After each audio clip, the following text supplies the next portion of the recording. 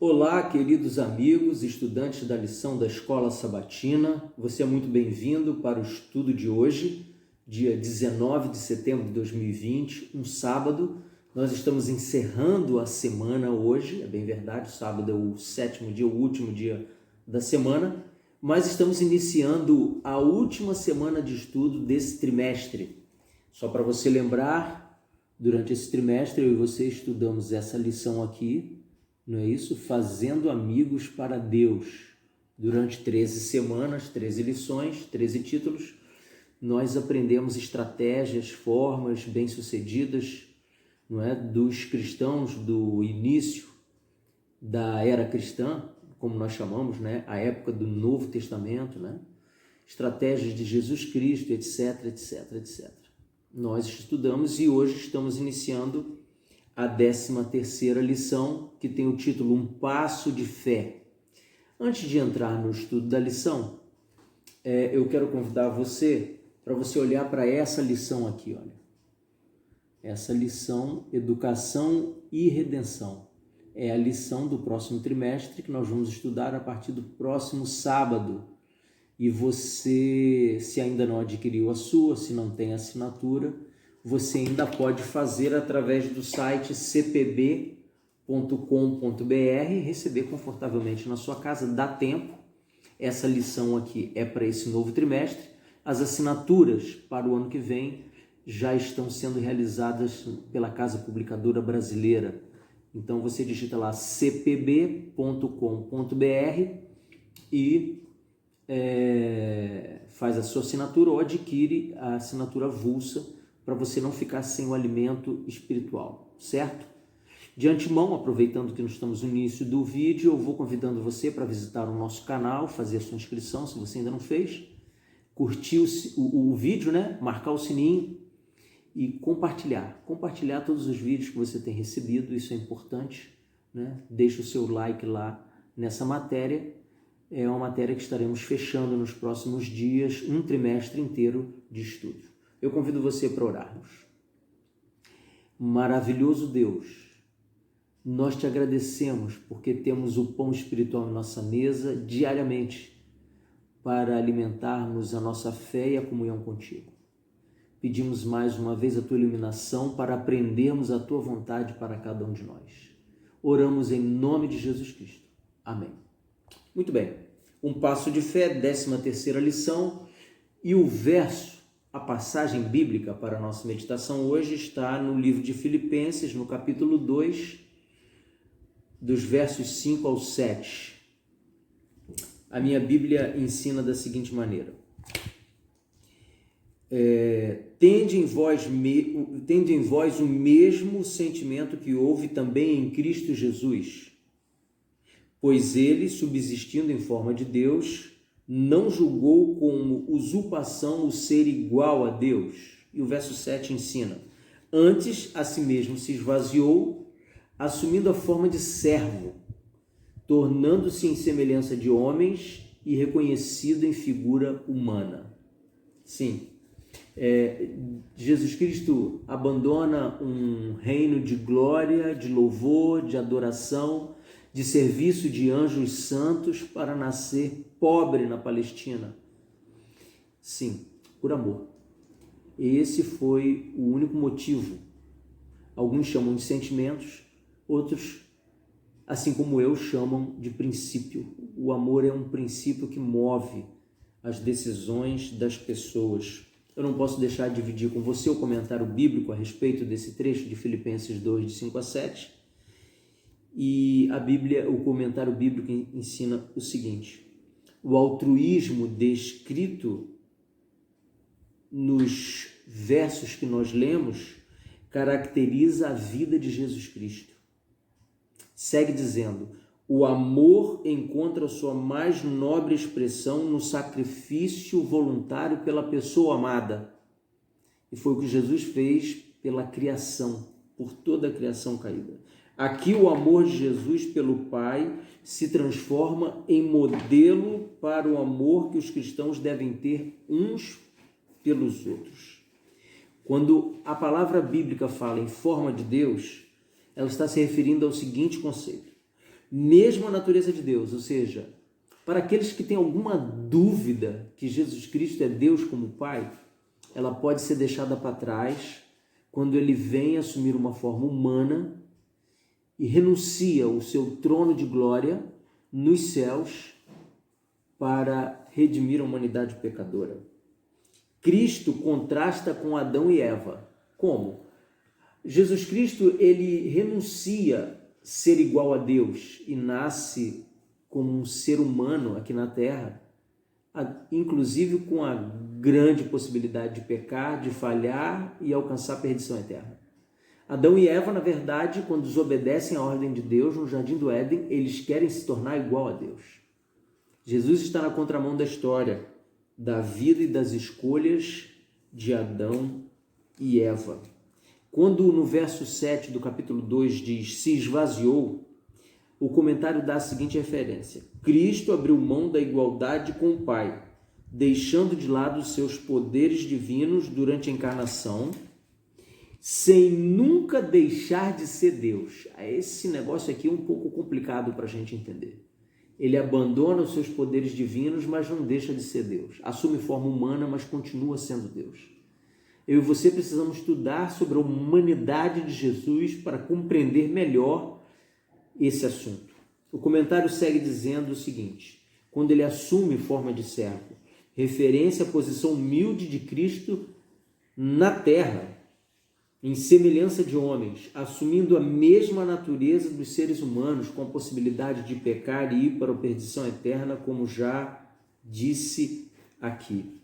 Sim, esses são os comentários bíblicos a respeito de Filipenses 2, do verso 5 ao 7, onde Jesus se despe da sua forma de Deus lá no céu e vive aqui na terra como um homem simples, demonstrando para toda a humanidade que sim, um ser humano passível de pecar pode vencer o mal se estiver em plena comunhão com o Deus dos céus.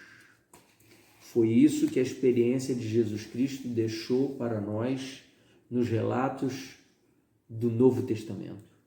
A lição diz o seguinte: ao abandonar as glórias do céu, a adoração dos anjos e a comunhão do Pai, Jesus faz um sacrifício inimaginável para nós. É muito fácil a gente dizer, Jesus abandonou tudo no céu e veio morrer por homem aqui na terra. Foi por amor e tal e tal. Mas somente quando eu e você chegarmos no céu e os nossos olhos puderem ver a glória divina, a glória de Deus o Pai, a glória da presença do Espírito Santo, só quando chegarmos aos céus e entendermos a santidade dos anjos que não caíram, a reverência, a solenidade, a obediência e o amor que essas criaturas têm por Jesus Cristo, somente quando chegarmos no céu e pudermos contemplar outras civilizações criadas por Deus, que habitam outros planetas, apresentando adoração a Deus de forma fervorosa, somente quando os nossos olhos, a nossa mente, tomar posse dessa experiência, nós vamos entender Filipenses capítulo 2, entre o verso 5 e o 7. Antes disso, nós vamos nos esforçar para entender, e vai ficar por isso mesmo. Somente quando estivermos experimentando a mesma posição que Jesus vivia nos céus ao lado de Deus, vamos compreender o que foi que Jesus deixou para trás para, por amor a Deus e à humanidade, morrer na Palestina desprezado pelos seus. A lição segue dizendo: no entanto, Jesus veio a este mundo de sofrimento e morte para revelar o caráter de amor do Pai, reconquistar o afeto do ser humano e resgatar toda a humanidade, toda. As pessoas às vezes interpretam mal o texto bíblico, né? A própria Bíblia diz que os perdidos serão como a areia do mar. E um ou outro incauto, desavisado ou não muito íntimo da palavra de Deus sugere que o fato de haverem na história da humanidade, ao final dela, quando Jesus voltar, perdidos, seria um sinal de que Jesus Cristo falhou. Pois é, mas na verdade, é exatamente o contrário. A existência de perdidos na volta de Jesus é uma comprovação de que Deus tem o seu caráter de amor e justiça imutável. E ele respeitou e respeitará até o último instante o livre-arbítrio que ele mesmo colocou no ser humano, em todas as suas criaturas, sabendo que elas poderiam rejeitá-lo. Respeitando a opinião e escolha de cada uma dessas pessoas que estarão perdidas, o Senhor Deus segue com seu caráter de amor e justiça imutável, firme e agora, mais do que nunca, imaculado, principalmente em relação às acusações que Satanás fez a seu respeito. Quando estivermos deslumbrados com as glórias do lar eterno, olha que observação bacana, nos lembraremos de que Jesus abandonou tudo isso por nós, que ele não apenas se tornou um exilado das cortes celestiais, mas também enfrentou por nós o risco da derrota e da perdição. Você já parou para pensar nisso um pouquinho? Jesus, homem aqui na terra, poderia ter selado perdição eterna para todos nós, inclusive para si próprio. É difícil entender isso às vezes, já que ele era Deus e havia abdicado apenas de seus poderes divinos. Sim, mas se Jesus pecasse, como ele poderia morrer na cruz do Calvário para interceder pela humanidade? Isso seria impossível. Nesse momento, lançaremos nossas coroas quando estivermos nos céus e observarmos as glórias dos céus que foram renunciadas por Jesus. Nesse momento, lançaremos nossas coroas aos seus pés, entoando o cântico. Digno é o Cordeiro que foi morto de receber o poder, a riqueza, a sabedoria, a força, a honra e a glória e o louvor para todos sempre. Amém. Apocalipse 5, a partir do verso 12. É verdade, eu e você estamos sendo convocados para participarmos de uma festa de glória nos céus ímpar na história de todo o universo. Jesus Cristo entronizado com aqueles que foram resgatados pelo seu sacrifício na cruz do Calvário.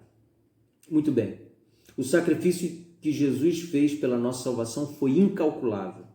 Obedecer a sua orientação, aceitar o seu comando e nos unirmos a ele para alcançar pessoas perdidas exigem sacrifício. E esse ponto agora, hein? Como anda o meu sacrifício e o seu sacrifício em relação aos nossos projetos e escolhas de vida aqui na Terra? Quando nós medimos isso ao sacrifício de Jesus por abandonar um céu de glórias. Será que eu realmente tenho me sacrificado em favor de Jesus Cristo? Será que eu tenho saído, como dizem aí os grandes técnicos, da minha zona de conforto? Ou será que o que eu tenho feito é o mínimo? Ou é algo que está apenas ao alcance da minha mão e ainda reclamo disso? Quem sabe? Como tem sido o meu relacionamento? Como tem sido o seu relacionamento com Jesus Cristo? No ID, para buscar pessoas para o rebanho dos céus a todo custo. Eu e você sabemos a história de pessoas que abandonaram tudo na vida. Talvez Deus não queira isso de nós, mas talvez Ele esteja nos pedindo algo que estamos relutando em entregar. Talvez mais tempo, talvez algum talento, talvez alguma habilidade, talvez dinheiro, talvez posses, talvez um projeto novo. Não, eu não sei, eu não posso legislar sobre a vida de ninguém, mas eu sei que Jesus Cristo, ele não hesitou em assumir um projeto onde ele sabia desde o início que não seria aceito por todos. Muito bem, saímos da zona de conforto e seguimos para o desconhecido. O Senhor nos chama a fazer sacrifícios, mas alegrias que Ele oferece são muito maiores. Sim, quando eu e você trabalhamos para Jesus Cristo, há sofrimento, há desilusão às vezes, há alguma frustração, etc, etc, mas as alegrias daqueles que trabalham na seara de Jesus Cristo, elas são muito, muito maiores, certo? Vou encerrando o estudo de hoje, deixando com você um comentário a respeito de como eu e você podemos nos dedicar de forma mais efetiva na seara do Senhor. O comentário diz o seguinte: Jesus foi completamente submisso à vontade do Pai. O foco constante de sua vida era a salvação da humanidade. Nenhum sacrifício era grande demais para atingir esse objetivo. Nosso estudo dessa semana examina como seu sacrifício é um exemplo para nós. Ele nos convida a dar um salto de fé ao entregarmos a vida em serviço a Ele para ministrar aos outros. É isso. Eu encerro o estudo de hoje, esperando você amanhã, domingo, dia 20, para seguirmos nessa última semana do trimestre. Deus te abençoe. Fica na paz de Jesus. Amém.